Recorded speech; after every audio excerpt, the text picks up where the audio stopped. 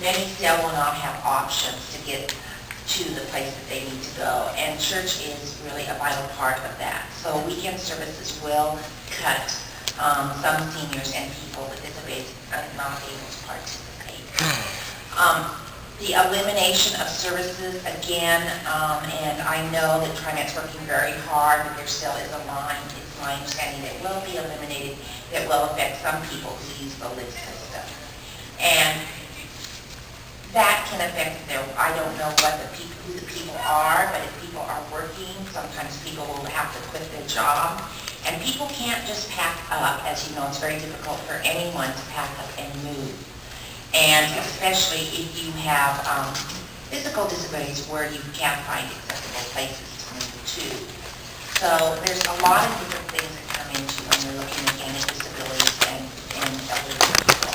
So as these continue, I'm sure in the future we're going to have to look at more, but I just want you to think about, again, less options for people with seniors and disabilities. Can't jump into cars, can't ride bikes, some can't walk very far distance. And also how it's going to affect the people that ride the lift system. Because once you start taking off, eliminating routes, that will take off the lift into those areas.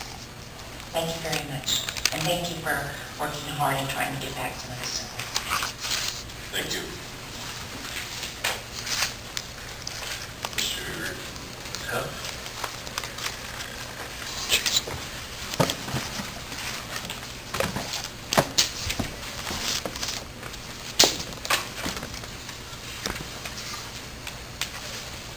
If you want to record yourself for cameras. Oh, thank you. I'm a little scrunched in there. I don't know how else it's going. I just have some script notes I wrote down. I am, for the record, I'm Jason Huff. That's MC capital H-U-F-F. First, I just want to start by saying that the Salem cuts which Fred mentioned are actually, I believe, I could be wrong, but I believe are really because they did not pass a property tax funding measure. So, and I think this is irregardless of the economy, so they really lost some of their funding there. So it is true that LTD, I believe, I know around the transit systems around the country are facing cuts. Also, I think that saving the A9 on a weekend is a good idea, especially since someone who lives near the 89 and 67 can now have two buses, at least have one. Also, I want to say support, we was mentioning combining the 10 and the 70. I think that's not a great idea since it does mean more transfers, especially someone going to Rose Quarter. If they want to transfer another bus there, it means another bus, but as was said, with having a cut service, I think we really need to inconvenience people the least, and that does, especially since come in September, there'll be the green line right out there. So there'll be service every 5 minutes from over there at 12 to Rose Quarter. So it's not, it's a lot less of a convenience than someone who's getting their full line cut or going to 90-minute service or something. And also I want to support the idea of bringing the 33 to Rose Quarter. It seems that it's not that far away, and it's a lot better place to end it.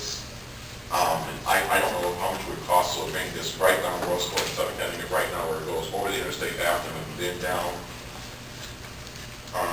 And also I want to support the idea of bringing the Washington Park Shuttle to 18th.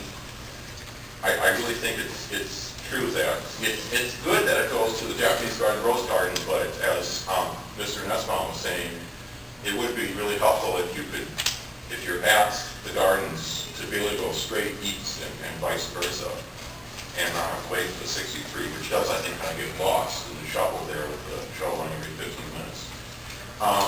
Also, I worry a little bit that we're going to have to go through this again. I don't know, but it seems that we're putting less service, which is nice to see. But I also hear that payroll taxes are continuing not to look good. That being said, I also think that maybe we wouldn't have to go through this if, for example, I believe that there should actually be a tunnel through downtown, which would save a lot of money because runs would be faster, and cheaper to operate, and there would be less disruptions. Maybe like we have Monday, though that's probably maybe irregardless of where it is.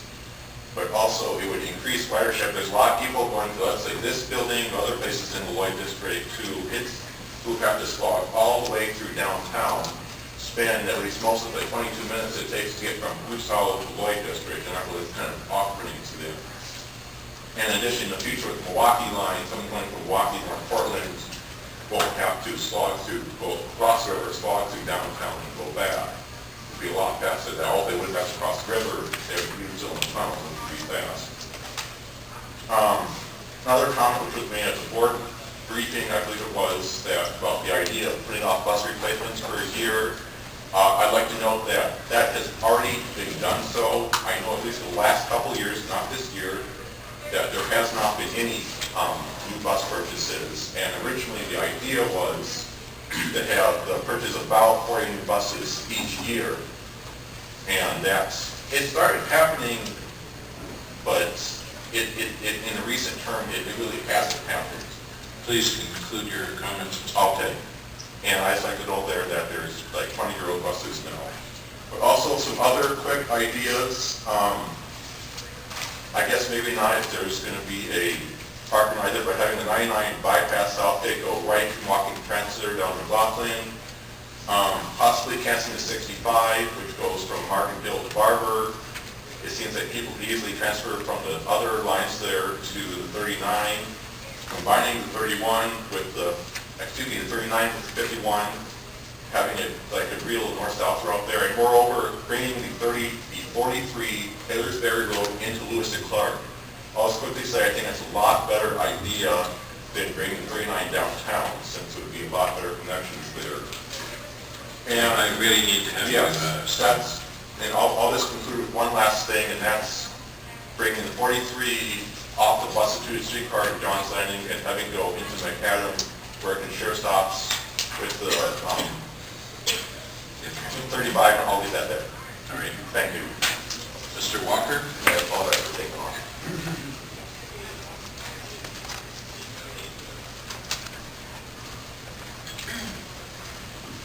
I am concerned about the cutting of the west side lines 48 and 59 and 47. I use those again to get to the church and to get around the area. And there's several people, I go to Beard and Forest where I walk around, and there's no sidewalk along Walker, so in order, you could walk down to the 62, which is down toward Murray, but there's not really sidewalk on part of the road, and then up toward Cedar Hills on the 20 on both sides of the road.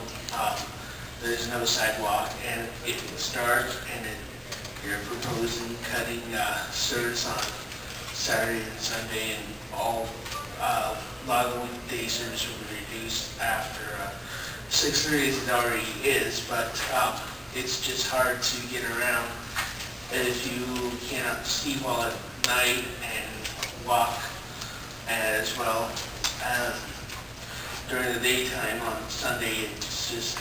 It gives me another option to get to church. I use the lift service too, but the bus service also I will use it to get around to eliminate some of the crowding on lift and say that for those who are really in need. Thank you.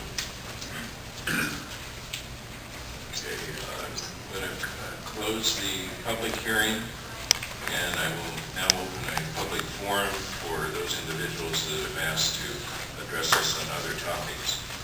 I have David Johnson, and are you joined by Cindy Heidler? Or are you separate? We are separate. Separate. Fine.